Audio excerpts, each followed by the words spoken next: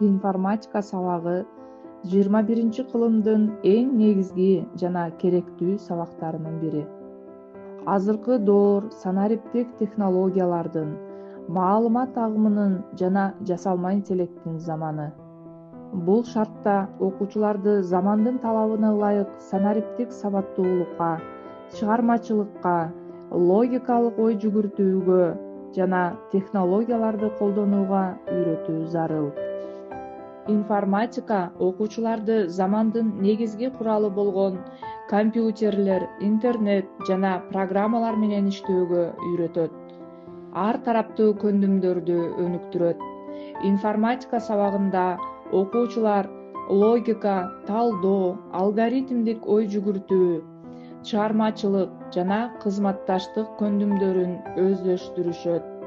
Сабакта практикалык иштердин аркасында окуучулар өз алдынча изилдеп, өз долбоорлорун түзүп, сын көз караш менен ой жүгүртүүгө үйрөнүшөт. Информатика сабагы заманбап билим берүүнүн жүрөгү. Ал окуучуларды өнүгүп жаткан дүйнө менен шайкеш жашоого, өз оюн эркин билдирүүгө, чыгармачылыгын жана билим деңгээлин жогорулатууга багыттайт. Демек, бул сабакты заман талабына жараша үзгүлтүксүз, жаңылап, инновациялык ыкмаларды колдонуу абдан маанилүү. Информатика сабагынан мен электрондук почта деген теманы, Сингапур методун жана 5E моделин колдонуп өтүүгө аракеттендим. Бул сабак окуучулардын күнүмдүк жашоосу менен түздөн-түз байланышкан, турмуштук мааниге ээ актуалдуу тема менен башталды.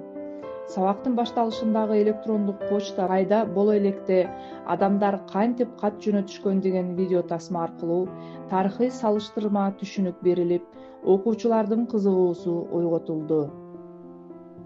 QR код аркылуу окуучулар суроолорго жооп берип жана замандын талабына жооп берген жаңыча ыкма болду. Алар электрондук почтанын принциптерин көзөмөлдөнгөн, кызыктуу жана практикалык түрдө түшүнүштү. Апасына кат жазуу. Бул ыкма аркылуу окуучулар эмоцияны, ойлорун ачык билдирүү, жазуу маданиятын өнүктүрүү менен катар жашоодо почтанын колдонулушун аңдашты. Жооп алмашуу процесси балдар өз каттарына жооп алып, байланышты толук айлампа кылып үйрөнүштү. Бул байланыш түзүү, жазуу, четтетүү көндүмдөрүн тереңдетти. Gmail платформасы аркылуу кат жөнөтүү, иш жүзүндө электрондук кат жөнөтүүнү үйрөнүү менен бирге окуучулар аккаунттарды байланыштырууну, интерфейсти колдонуу жана коопсуздук сактоо өңдүү көндүмдөрдү да өздөштүрүштү. Окуучулар электрондук почтанын пайдалуу жана мүмкүн болгон терс жактарын талкуулап, санарип этика тууралуу да билишти. Алар электрондук байланыштын азыркы жашоодогу ролун тез, ыңгайлуу, жеткиликтүү экендигин аңдап, маалымат агымында жигердүү болууга умтулушту. Заманбап технологияларды эффективдүү колдонуу менен окуучулардын санариптик компетенттүүлүгүн, чыгармачылыгын жана тилдик этикалык баалуулуктарын арттырган мыкты интеграцияланган сабак болуп эсептелет. Окуучулар электрондук почта аркылуу үй тапшырмаларын жөнөтөт жана мугалимдерден кат алат. Мугалимдер жана окутуучулар окуу материалдарын бөлүшөт, онлайн сабактарга шилтеме жөнөтүшөт. Жумуш издегендер резюме, коштомо кат жөнөтүүдө колдонушат.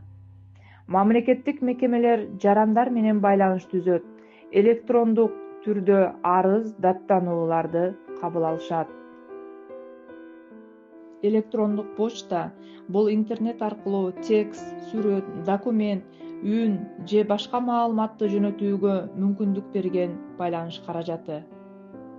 Ал кеңири Gmail, Яндекс, Mail.ru, Outlook сыяктуу почта кызматтары аркылуу колдонулат.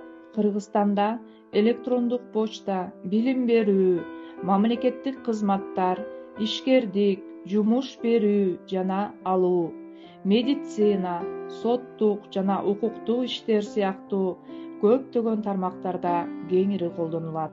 Азыркы мезгилде электрондук почта бул ар кандай платформага Zoom, Google Classroom, Teams кирүү үчүн негизги идентификация каражаты болуп калды.